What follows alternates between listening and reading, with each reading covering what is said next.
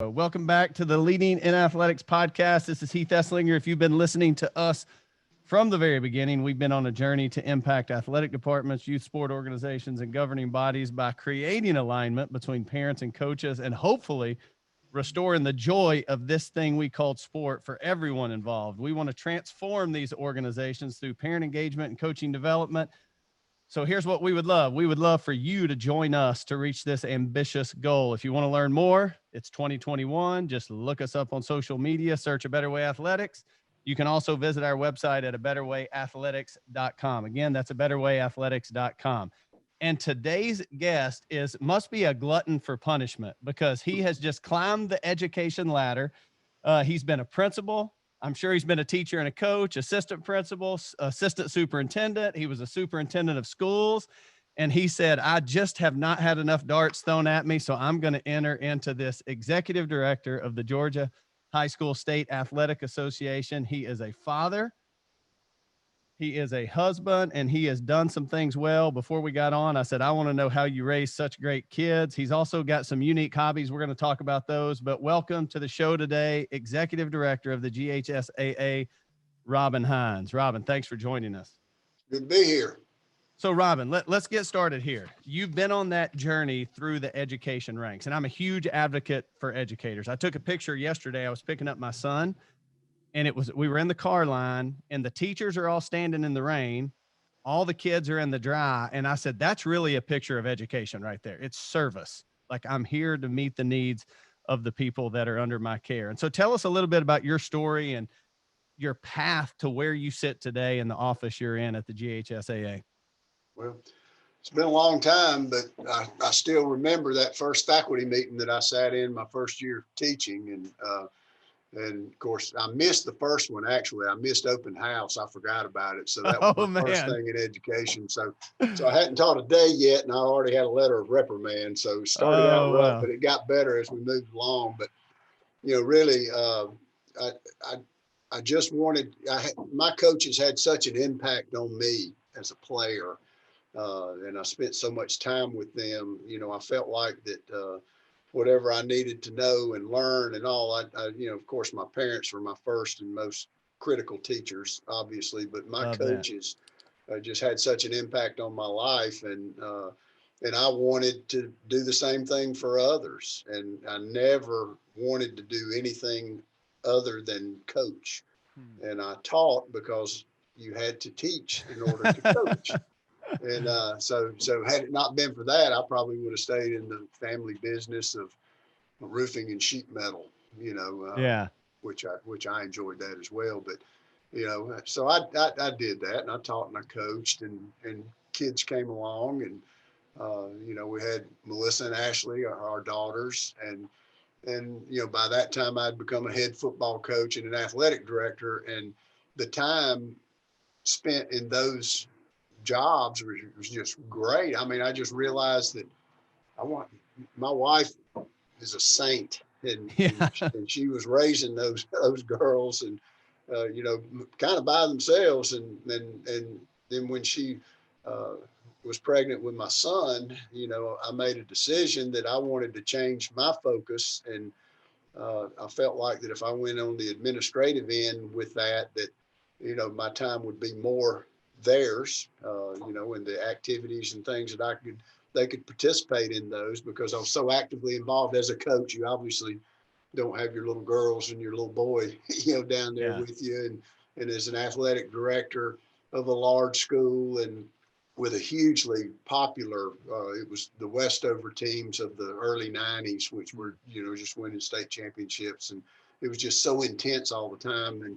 And so that's why I went into administration, and just one thing led to another. And I just, wanted to do the best for my family, and started lining up those things education wise, going to school, earning a doctorate, and those sorts of things. And it just kind of carried us, through my career, as it was. And, I retired as the superintendent in Houston County, which is a great system, and, always has been, still is. And, my wife had retired the year before me. I was not really ready to retire, but I wanted to do that for her and spend time with her. And And we did that for about 3 years. Of course, retirement is a relative thing. Yeah. Because I was Georgia's commissioner for the Military Interstate Compact, for instance, which is an organization that removes barriers for military families moving in and out of the state as far as the K-12 education is concerned. And I did some consulting work, mentoring new superintendents with GSSA, and I played music full time. And so, I was pretty busy. And then I was approached by some people that there was an opening here at the Georgia High School Association, and would I be interested in being part of that search? I was told they were crazy, that I didn't want to do that, because why does anybody want a job where people are mad at you all the time? All the time. It might be like politics. Yeah.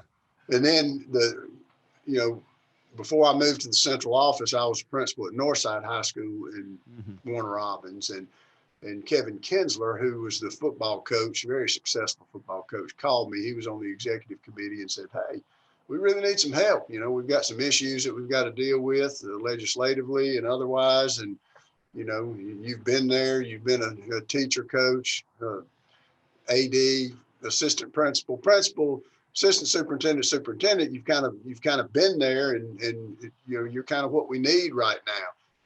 And if you remember, I said that I retired because Kim and I wanted to spend more time with Kim, and for us to do those things, and wanted to be young enough to still hold up a Harley Davidson motorcycle. And we were enjoying our retirement. Well, I went to her and said, "You're not gonna believe what they want me to get involved in." She said, "I think you ought to do it."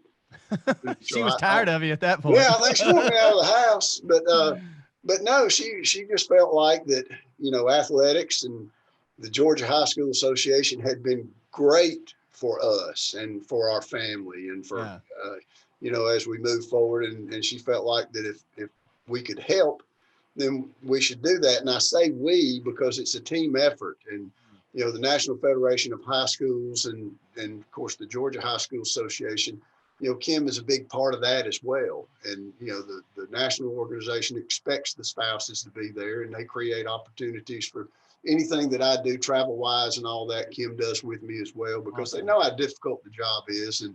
And for us to be able to spend time together doing it is really a blessing. And so that's kind of where I've gotten. And now here I am, finishing up my 4th year. It just the blink of an eye, and it's gone. And I have 2 more years left on this contract. And I just think things are going well, and we're getting some things done. And I hadn't set a timeline of when I'm going to hang it up. I'd like to, I feel young, I feel good, and finish this contract, sign another one, and just keep going. Keep trucking. And so a lot of people out there, they think they know what the GHSA does, and they love throwing darts at you when what you do doesn't align with their individual thinking. And one of the things for all of our listeners out there, when you look at an organization like the GHSA, one of the hard things for us to see as parents or coaches is you have to make a corporate decision. You can't make a decision just based on what Heath Esslinger wants in his little corner of a certain county or at his school. And so give us a little bit of insight into really the role of the GHSA as it pertains to the athletic community there in Georgia. Just a snapshot. Yeah, let me put it into context for you. I was on doing some eligibility this morning, and just so that you'll know, there have been almost 420,000 athletes who have been deemed eligible throughout our 470 schools. Okay. We are probably going to hit 10,000 transfer students this year. I've already processed 744 hardships. That's a lot of kids. That's a lot of eligibility. And so, the high schools, the association is an association, a voluntary association. It's a nonprofit. It's not a governmental entity. It is just an association of schools. And those schools are the ones that set forth the Constitution and bylaws for us to follow. I am just an employee, and it's my job to interpret the bylaws and to develop consistency throughout. So, and I know that people are passionate about their children and they're passionate about their sports. And when somebody, for instance, doesn't, and we're scholastic based too, you got to think that we're supposed Yes. to be an extension of the classroom. Yes, sir. We don't exist for the athletics. The athletics exist for the total education of the child. And I've always felt like that academics, athletics, and the fine arts, the arts are, you don't have a complete education without all of those. And I think that, the impact that I talked about that my coaches had on me was really important. And there's not more of a fertile ground to learn how to be a better husband, a better wife, a leader, a follower, how to plan, how to set goals, how to win gracefully, and Yes. humbly, how to Yes. lose gracefully. Yes. We need a lot of that these days. Oh my gosh. So there's not a better place than athletics to do those things. So when we look at it, we're not a recreation department. We're not club sports. We're not AAU and those sorts of things. We're tied into the school business and the education business, and it's an important part of that. And so stacking teams, recruiting and all that, we're going to have rules and we're not going to do it. It's important for us to have academic rules, that are standards that are set in place, so we sanction probably 3,000 events a year. And I'm not talking about regular season and that sort of thing. I'm talking about tournaments and all. And what we have to do is look at who we're playing against and make sure that the playing field is level. That the people that we're participating against outside of our organization follows the same type of rules that we do and the same age limits and those sorts of things. So there's a great deal that goes into it. We have an officials program that has about 157 associations in it. There's 23 just for football, that we go. We register and maintain on a normal year about 9,000 officials. We run a coaches education program that we've certified over 30,000 coaches since its inception. So there's just a ton of things that are going on, and we all do that right here in beautiful downtown Thomaston with about 13 and a half people. Wow. People don't realize that, we're small and there's an inordinate amount of work that comes out of this office, and most of it from, our administrative assistants, our ladies that work here are just top notch and do a great job and have been here for a very long time. And, just believe in what it is that we're doing. And what I love about even your voice as you say these things, because I am a huge proponent of educationally based athletics. Like my children know your community always comes before your club team. Like that's the rule in our house. Like, and my daughter will say, like, Dad, I would much rather like win a state championship for my school than go be on some like, so and we're losing that a little bit in today's culture. And I think you alluded to, winning gracefully and some things like that. We see kind of arrogance and entitlement on the increase, but true self-confidence on the decrease. And I think our teachers and our coaches and our schools and our communities have such an opportunity to teach and cultivate those things in a young man or a young lady's life. And that's what you guys exist. You guys exist to create environments where that can happen all across the state of Georgia.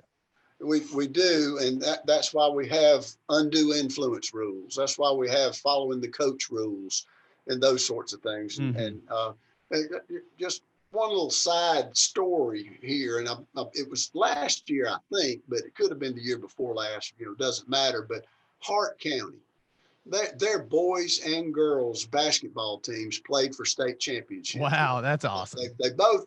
They lost in the championship game, but to be there, what an honor and of hard work.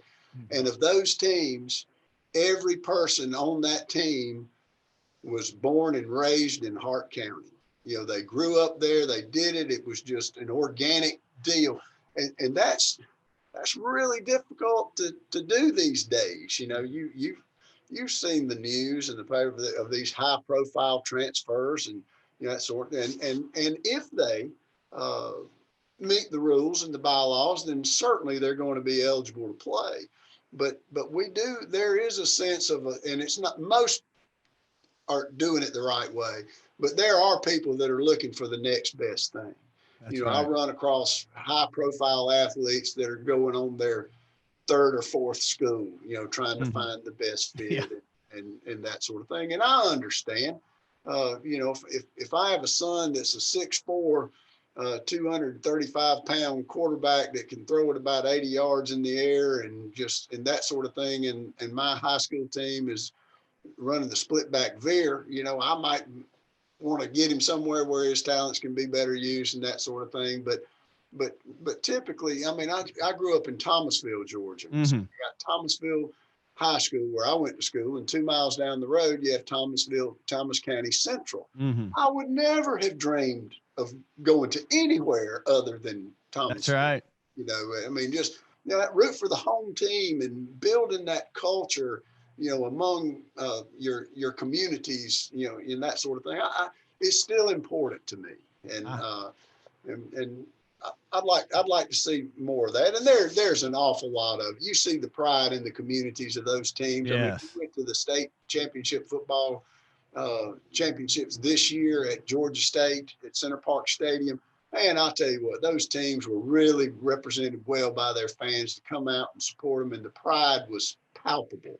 Yeah. So it's still there.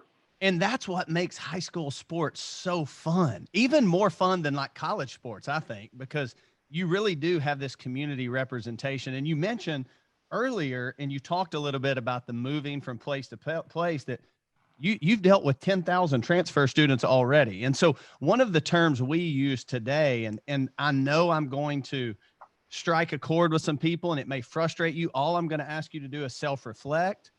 But I call this today sport prostitution. And unfortunately, sometimes the families and the coaches have become the pimps. And what we do is we pimp these kids out to different places. And sometimes you just need to learn to grow where you're planted. And you need to water and you need to cultivate and you need to weed some things out. I am not against transferring. Listen, I was a Division I coach. There are times where transferring is, maybe it's a good thing. Here's what I know about transferring. It will never solve your problems. Your problems will go with you. And so for all the parents out there that think, well, hey, maybe this place, get real honest about what your child really needs. Maybe they just need to be more respectful or they need to be a better listener, because it doesn't always fix going to the next place. Have you seen the transfers? Like if the number right now is 10,000 and maybe as a you've only been there 4 years. Do you see this number growing or decreasing? Well, the thing about it is it's crazy, but the first year that I was here, the number was larger than it is now. Okay, good. I think we're gonna meet 10,000 this year. But you also, some of it is absolutely legitimate. Dad gets a job. Yeah. Georgia is a growing state. It's also a transient state. And, as people move around, especially in the metro area, there's the density. Yes. I mean, there's a school on every corner, and that accounts for an awful lot of it. But yeah, you talk about pimping the kids out and that sort of thing. I don't really think that the problem is necessarily among the coaches. Yeah, I don't either. What I think is that there are people that are loosely associated with programs, and there are people that, and this kind of gets into specialization. Here at the Georgia High School Association, we are not for specialization. Like for instance, when I was a football coach, I absolutely wanted my linebackers to wrestle.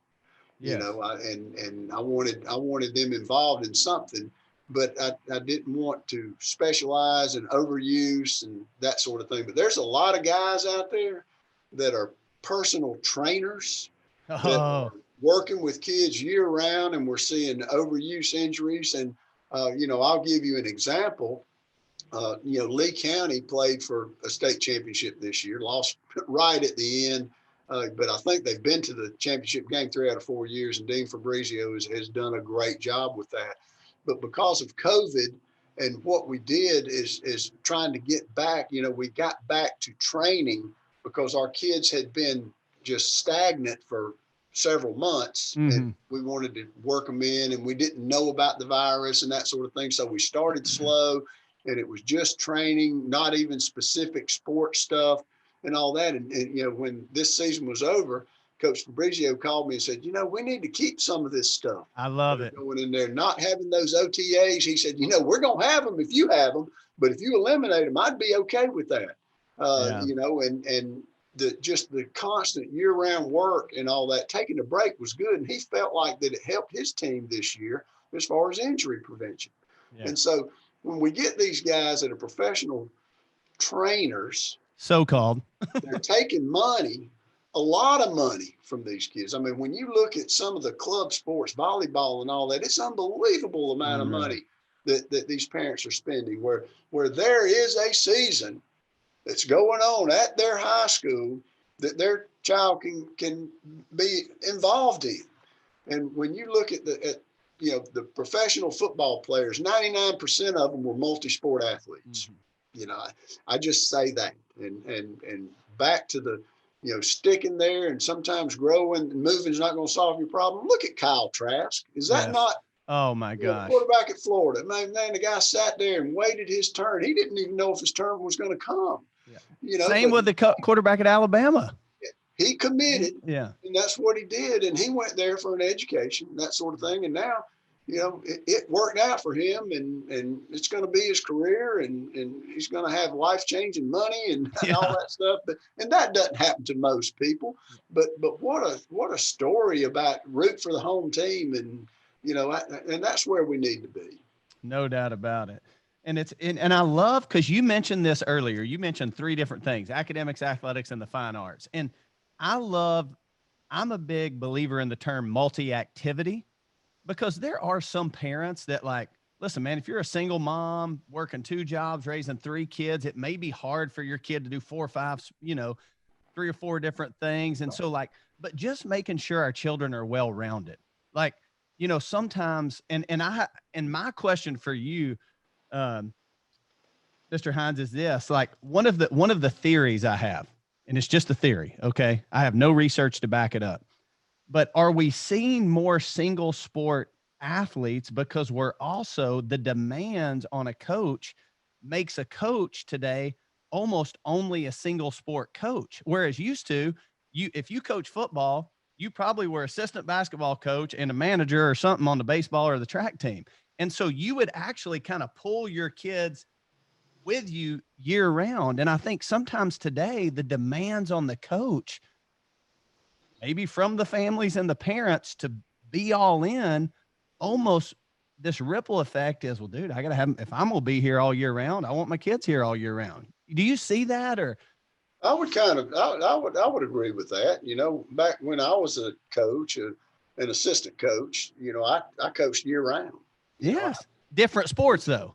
I coached football, I coached girls basketball, and then golf in the spring at some point, you know, and you know, then I was a baseball coach at one point, and you know, well, you just expected to do those things, and you know, you know, maybe there's some truth to that. You know, there's a lot of multi-sport coaches out there, but what we've seen in football, for instance, of course, the head coach is going to be the head coach, and that's what, and the coordinators are going to be with football all year round and that sort of thing. But some of the position coaches, and of course, they move along and maybe coach wrestling or whatever. Yeah.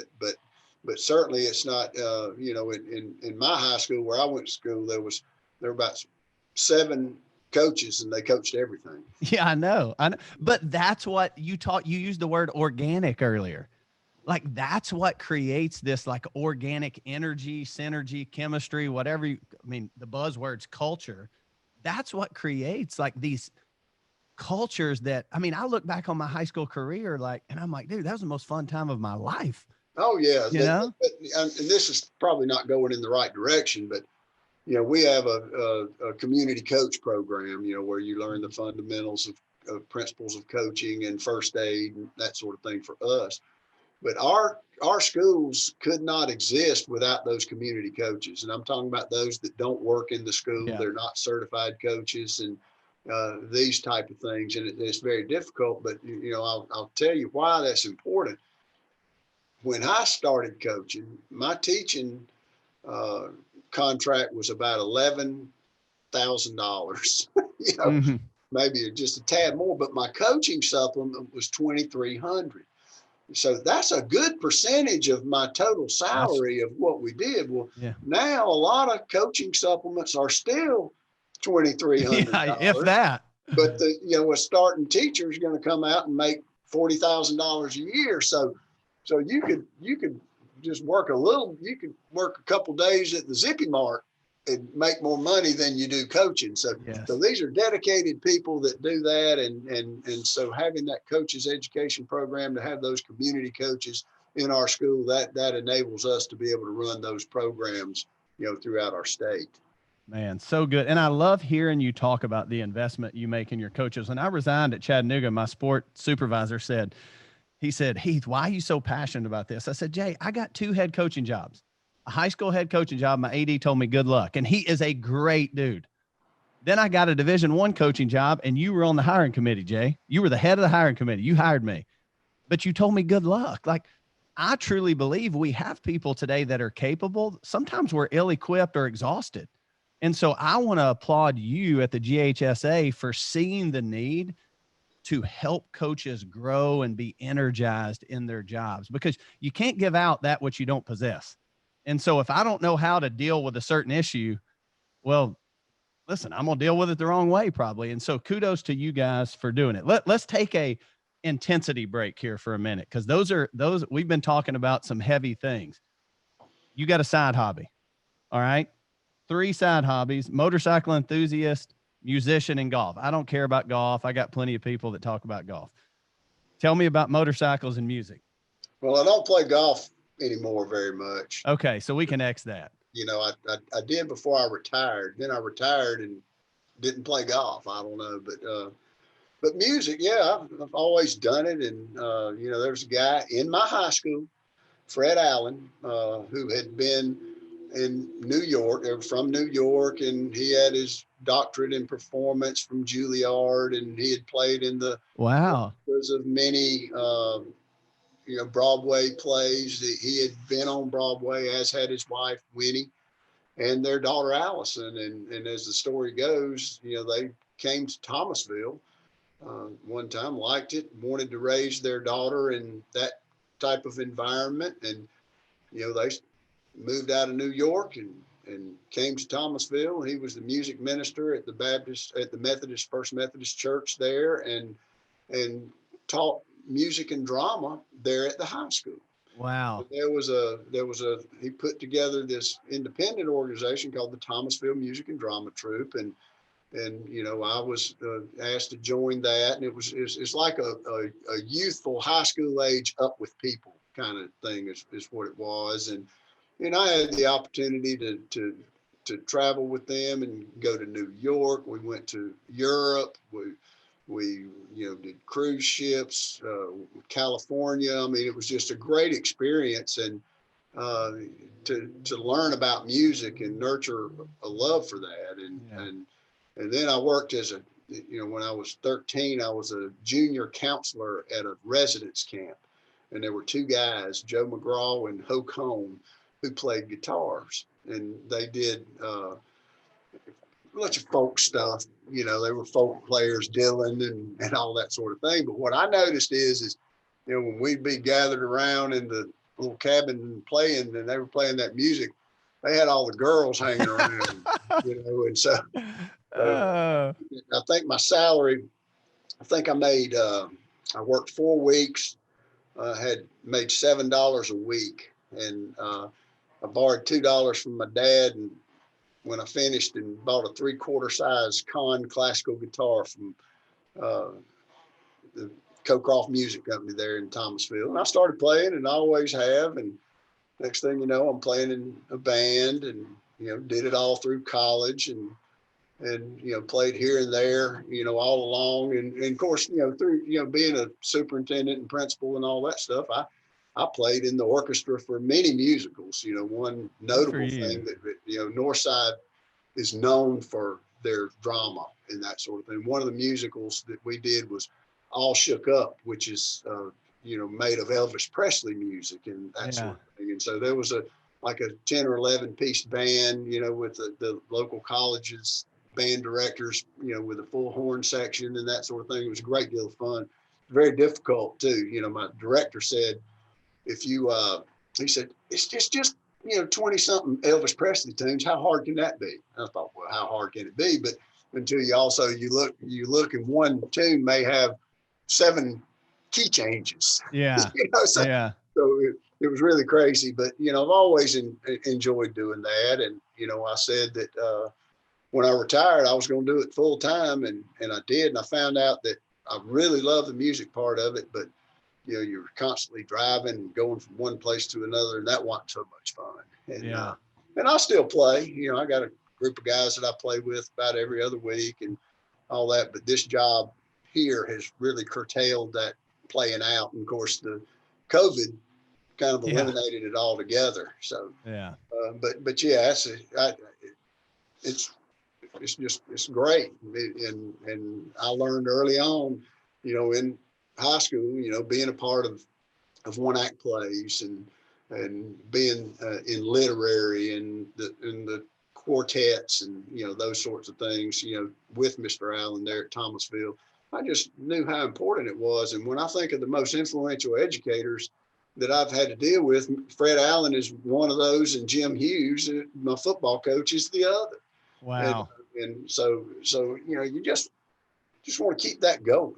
Yeah. And for all of our listeners out there, because I do think the sports world can suck you in, and for a lot of kids almost eliminate the even thought of, well, I couldn't be in a school player. I couldn't do this, because again, we make it so busy on these kids. And so like, I want to encourage, again, it's why I always say multi-activity, even for my own children, like, be well run. You don't know what's going to be your thing at 13. Like, you're a great baseball player, but it's because you've gone through puberty and nobody else has yet. Like, your thing may be, you may end up on Broadway.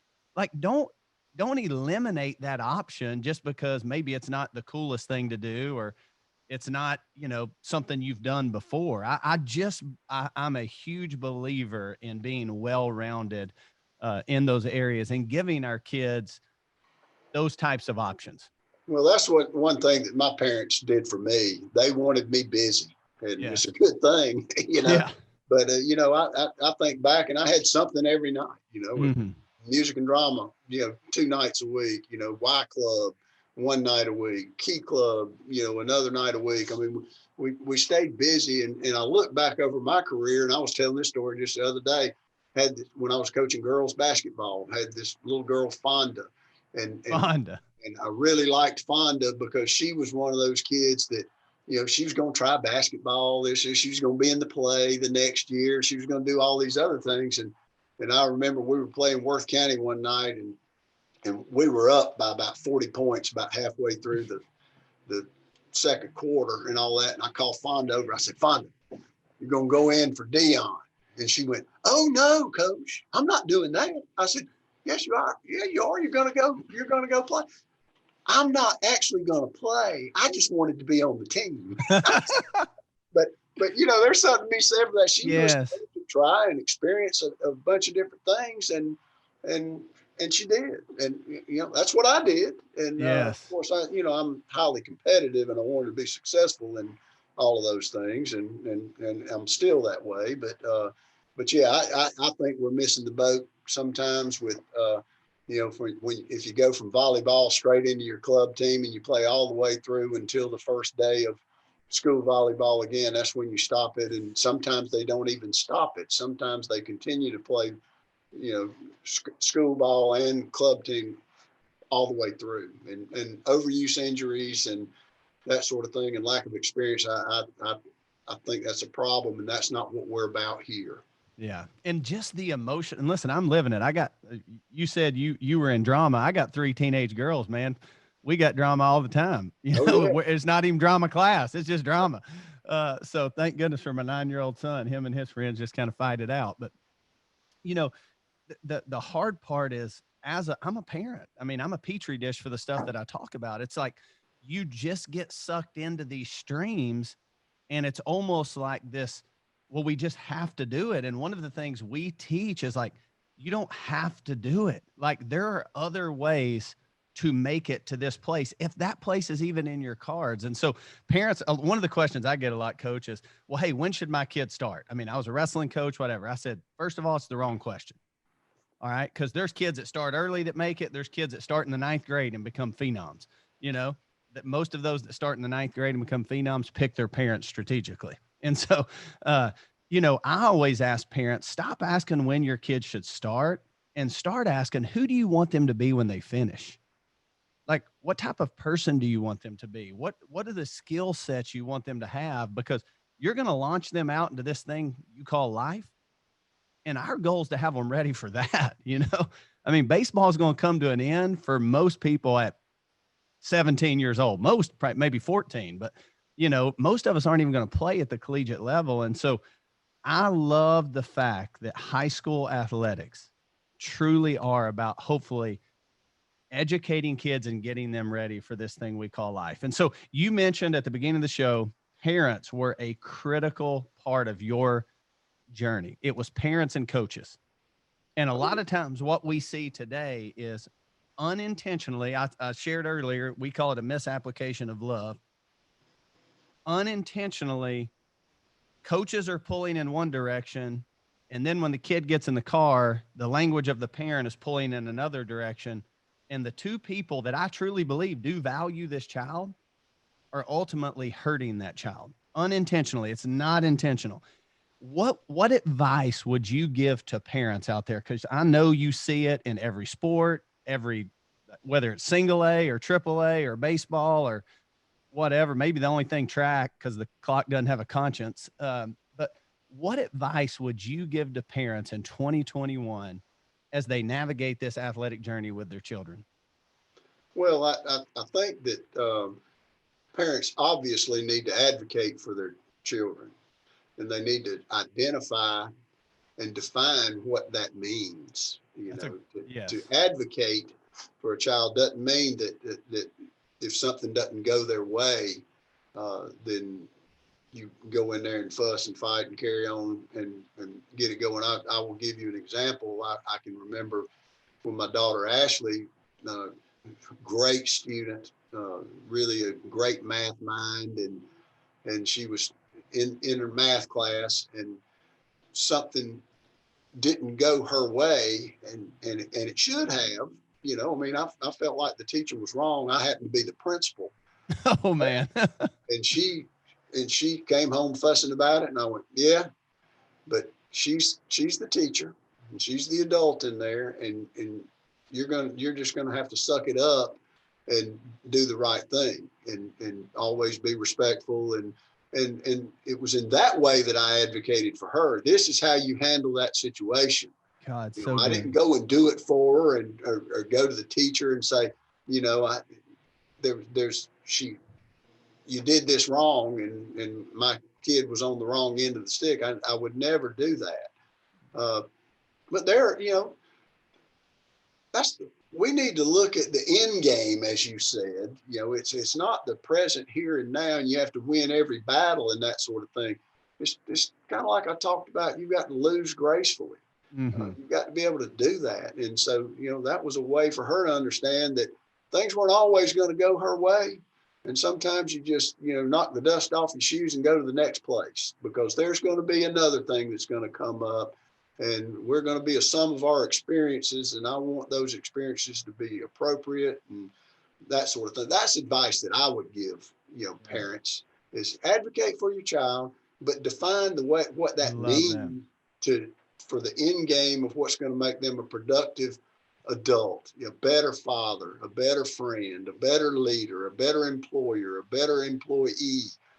You know, because if we behave that way, if we go in there and every time something don't go right, we go all crazy about it, what are we teaching the kid? And how is that child going to react, you know, when they get into the real world and have a job and have a boss? And because I don't know about you, but things hadn't always gone my way.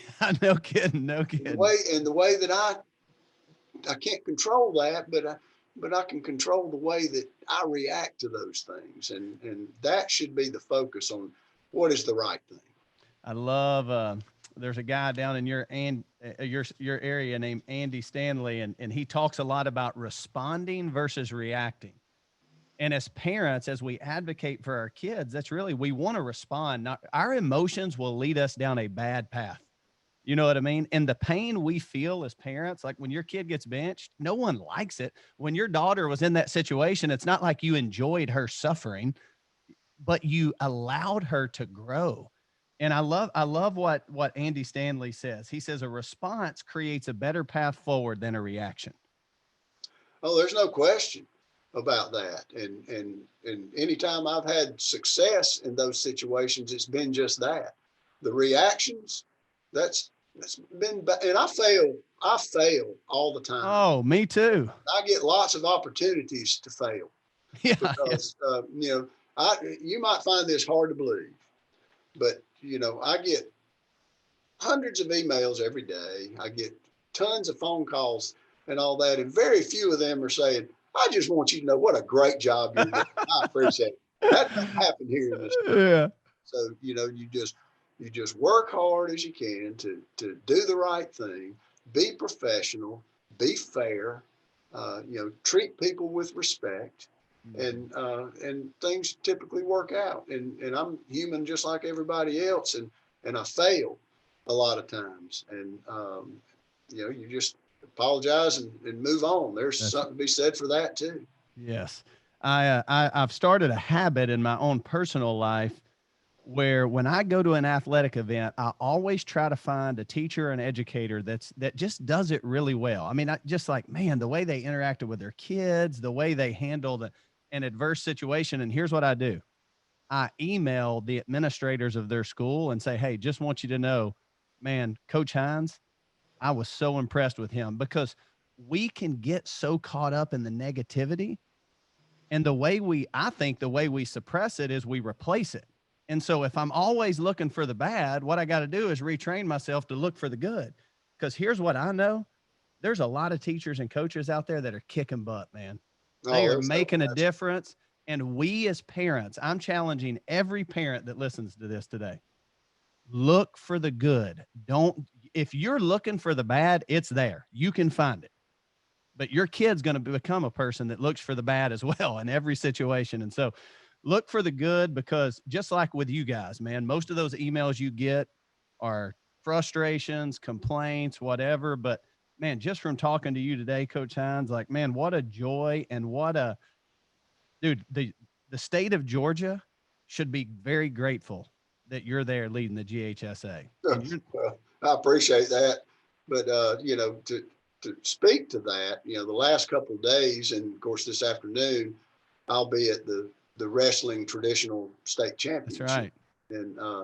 And just a shout out to all of our coaches, wrestling and otherwise. Nobody thought we would be here at this time, but because of their due diligence and their mitigating factors and all that, we've been able to provide these opportunities for the young people, which is what we're supposed to be doing. And I didn't go and expect this, but when I show up down there, I've got these coaches one after, I don't walk 10 feet to where they're coming up saying, thank you. Thanks for what, good for what's going. I mean, and boy, I appreciate it, because, they're the ones that made it happen, but at the state level, we've got a lot of states that chose not to go this path. That's right. They just sat on their hands, and, for whatever reason, some of it's political, otherwise but as we realize how important that activities and sports are for our young people, for their emotional, their mental, their physical well-being, if we're going to be in these jobs, then our focus ought to be, let's get back as quickly and as safely as we possibly can. And because we took that approach, and a lot of help, through our sports medicine people and all that stuff to make it actually happen. And, coaches are tough. They're competitive. Yeah. They fuss about stuff like eligibility and, whether they got a technical or whether we find them and all that sort of thing. But at the end of the day, we were all in this thing together, and for them to recognize, the hard work of this staff and coaches across the state to be able to pull off something like that, it comes full circle, and that's a really good thing. And I think the one thing that this has taught us, and this is, leadership is all about alignment. If your front right tire's out of alignment and you don't do anything about it, the other three are getting out of alignment at some point. I mean, the car's not going to run as smoothly as possible. And so, hearing you talk about that, the picture I have is like, hey, because of the challenge, it's actually caused us to be, hey, we're in this together. Like, yeah. Because there's a child and there's a young girl or a young boy who needs what we have to offer. So we're going to put our preferences aside. We're going to put our pride aside. We're going to check our ego at the door, and we're going to say, what is it going to take to make this happen? From sports medicine to the school principal, to the athletic director, the coaches, the families, the athletes. Like, dude, let's learn from this and say, what if we operated this way all the time? Oh yeah. How much better of an experience would it be for our kids? And so, Coach Hines, I want to be a good steward of your time, man. I'm impressed, man. Next time you're playing, me and my wife are gonna come down and watch you play some music. All right.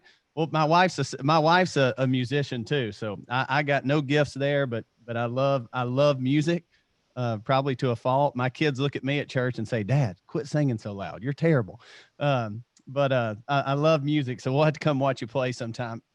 From an educator in Cleveland, Tennessee, I just want to say thanks. Kudos to what you do. Thanks for your investment and your heart for the student athletes and the coaches that you lead. And man, if there's anything we can do for you, we want to be a resource there. But to all of our parents out there, man, make sure you tell people thanks, because there's people working on behalf of your children. For all the coaches out there, make sure, even when a decision maybe doesn't line up with exactly what you wanted, make sure you realize that these decisions are hard, but you have people that truly have your best interest in mind. And so, final question, if you could tell the young Coach Hines who missed his first meeting as he entered the education world, if you could tell that young Coach Hines one thing today as he enters this land of influence and impact, what would it be? It would be to follow your dreams and control what you can control. Don't let any decisions or lack of effort affect your potential success in the future. Do the right thing, and things will work out. They might not always be the way that you had anticipated, but God may have something better in mind for you. That's right. That's right. I love the word. I saw someone the other day, their one word for this year was the word yet.